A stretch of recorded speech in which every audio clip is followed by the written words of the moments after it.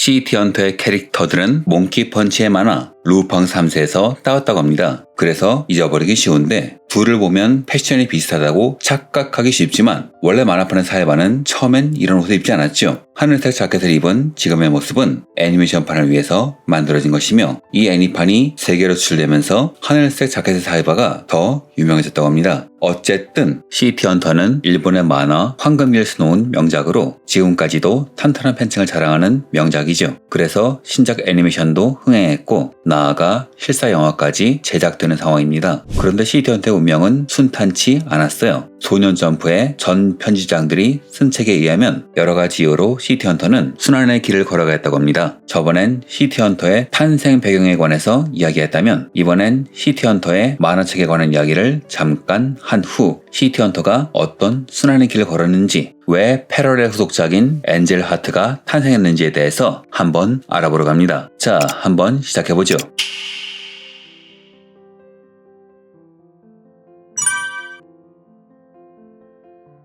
시티 헌터가 한국에 처음 소개된 것은 해적판이 먼저였습니다. 드래곤볼 북두의 권과 함께 당시 만화시장을 뒤흔든 화제작이었지만 드래곤볼과 북두의 권이 제법 괜찮은 퀄리티로 정식 발매된 반면 시티 헌터는 적어도 제 기준으로는 제대로 출간된 적이 단 한 번도 없습니다. 이유는 말할 것도 없이 검열 및 수성 때문이죠. 90년대 말 대원이 낸 일반판은 물론이며 학산문화사가 문고판을 바탕으로 무리하게 만들어낸 애장판도 상당 부분이 수정되어 있습니다. 특히 학산문화사판 애장판의 경우 페이지에 여유가 있음에도 양끝이 잘려 나간 것도 모자라 나중에 전자책으로 나올 때는 다시 35권으로 만드는 과정에서 그림에서 다음 권의 계속이라고 나올 부분을 그냥 화이트 칠을 해버리는 바람에 원고의 그림이 손상되어 있었죠. 이런 상황이라 제 기준으로 볼 때 한국에서 나온 단행본 중 제대로 된 것은 단 하나도 없습니다. 그리고 이후에도 나오긴 힘들겠죠. 이유는 여러 가지가 있는데 우선 지금 수준으로 봐도 원본을 그대로 살릴 수 없다는 점, 지금도 만화 원고를 화이트 칠하는 판이니까요. 또한 워낙 고전이라 판매량을 장담할 수 없다는 점, 그리고 판권 문제가 복잡하기 때문입니다.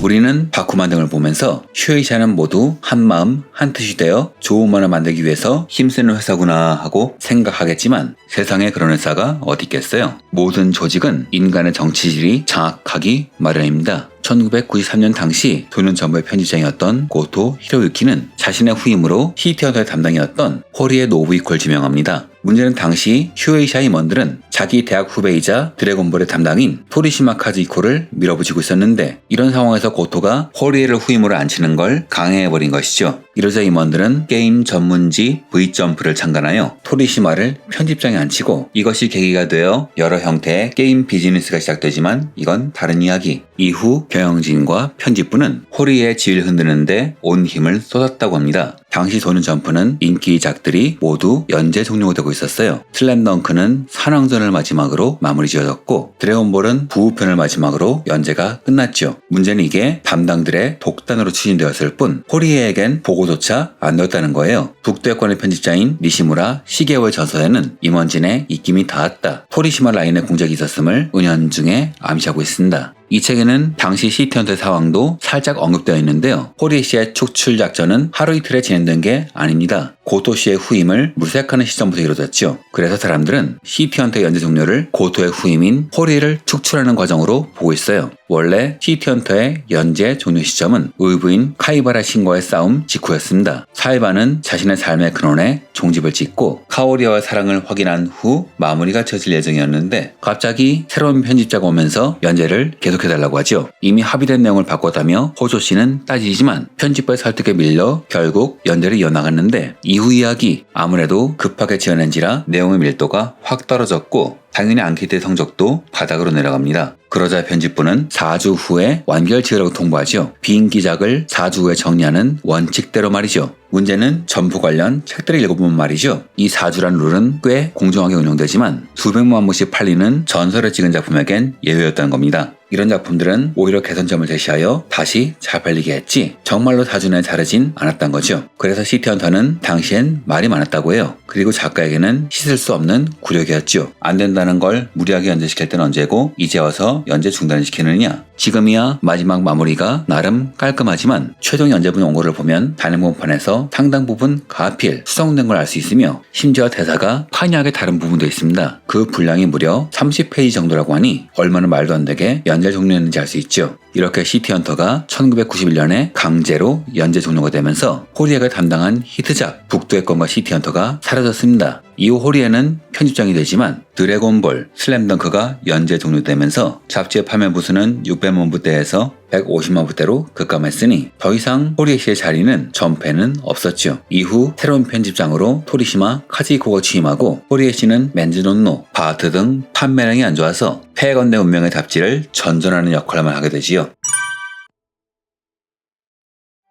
하지만 2000년 호리에는 반격을 준비하는데요. 시티헌터의 호조 츠카사, 북두의 권의 하라테치를 데리고 코어믹스란 회사를 창립한 거예요. 그는 전부에서 연재했지만 편집부와의 충돌로 인해 전부와 멀어진 실력파 작가들을 도입하고 창천의 권은 아예 스토리를 쓰는 식으로 종횡무진 활약하면서 편집자만이 아니라 경영자로서 훌륭히 성공하죠. 여담이지만 이 회사의 경영진 중에는 사이바료의 성우인 카미야 아키라 씨도 있는데요. 호리에 씨는 북두의 권, 시티헌터의 주인공 성우를 카미야 아키라로 지명할 정도로 그를 좋아했고 이렇게 생긴 인연이 지금까지 이어진 거라고 합니다. 이후 이 잡지는 북두의 권과 시티헌터의 명성을 바탕으로 여러 가지 사업을 시작하게 되는데요. 다만 북두의 권은 판권이 슈에이샤에도 있는 반면 시티헌터의 판권은 작가에게 오롯이 회수되었기 때문에 게다가 막판에 연재 종료시키는 만행 때문에 사이가 좋아질 일도 없어서 슈에이샤는 시티헌터의 단행본을 내긴커녕 이후 시티헌터의 모든 권리는 코어믹스가 행사하게 됩니다. 호조 씨의 신작 엔젤라트는 2001년부터 신조사에서 출판되고 2010년에 계약이 끝나자 도쿠마 쇼텐으로 옮겨지면서 2부가 나오게 되는데 이 도쿠마 쇼텐에서 2003년부터 시티헌터의 권리를 취득하여 시티헌터의 완전판인 컴플릿 에디션을 출간하게 되지요. 즉 엔젤라트는 신조사에서 나오고 시티헌터는 도쿠마 쇼텐으로 간 겁니다. 이 애장판은 저 개인적으로는 시티헌터는 물론 역대 만화 애장판 중 최고 수준의 완성도라 생각해요. 원작의 원고를 컬러를 살려서 복원한 것은 물론 초판본에서 빠진 페이지도 모조리 수록하였으며 원작에서 실수했던 부분들, 부족했던 부분들이 가필되었죠. 나아가 료의 무기인 콜드 파이슨 리볼버의 스펙을 설명하는 식으로 원작의 여러가지 요소를 활용한 특별 기획을 넣은 시티헌터 팬을 위해 만들어진 종합 선물 세트입니다. 이후 새롭게 나온 XYG란 에디션은 그냥 흑백으로 인쇄한 버전인지라 오리지널 기획과 컬러 원고는 실려있지 않습니다. XYZ 에디션은 상당히 두껍습니다. 두껍기 때문에 만화책이라기보단 잡지에 가까우며 컬러 원고도 흑백이라 많이 아쉽죠. 다만 이 판본은 의외로 많이 팔렸다고나 할까 일본의 중고시장에 세트 중고가 유난히 많은데요. 이유는 이 세트의 초판 한정 부록이 바로 사일바로의 프로포즈란 애니메이션 DVD였기 때문이에요. 원작 시티헌터는 여러가지 사정으로 인해서 제대로 끝을 내지 못했죠. 그래서 아쉬움을 담아 패러렐 월드인 엔젤라트로 연재했지만 정작 원작 팬들에겐 이건 시티헌터가 아니라면서 모진 평가를 받았어요.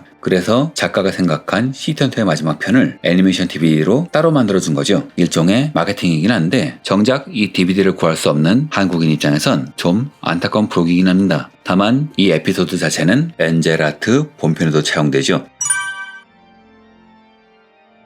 이 책의 내용에 의하면 시티헌터의 마지막은 좀 안타깝습니다. 아무리 전대 편집장이 발굴한 만화라고 해도 초인기 히트작을 이런 식으로 취급하는 건 말이 나올 수밖에 없었죠. 그래서 신조사의 잡지 코믹 펀치에서 사실상의 후속작이 돼 패러렐 월드 방식으로 그려진 작품 엔젤라트가 연재를 시작합니다. 하지만 코어믹스의 작품도 판권 관계가 복잡해서 이후 이 작품은 계약이 종료된 후에는 코어믹스가 창간한 코믹 제너론에서 2부 형식으로 연재가 되는데 아무래도 새로 계약을 내야 하는 상황이라 그런지 이 작품의 2부는 한국에는 소개되지 않았죠. 작가는 이 만화가 지금까지 인기가 있을 줄은 몰랐다고 합니다. 왜냐하면 이 작품의 풍광은 80년대 일본의 최전성기 모두가 활기찼던 역동적인 시대의 향취가 너무 강했기 때문에 역동성을 잃어버린 지금 시대와는 너무 맞지 않았기 때문이죠. 마치 느와르가 동화가 되었다고나 할까요? 하지만 기대와는 다르게 시티헌터는 지금도 인기 있는 고전이며 애니화는 물론 실사판이 제작되어 흥행할 정도로 여전한 존재감을 과시하고 있습니다. 아마 그 이유는 이야기와 캐릭터가 그만큼 훌륭했기 때문에 다른 배경, 풍광에서도 살아남을 수 있는 저력이 있었기에 가능했던 게 아닌가 합니다. 좋아요, 구독 부탁드리며 이상으로 영상을 마칩니다.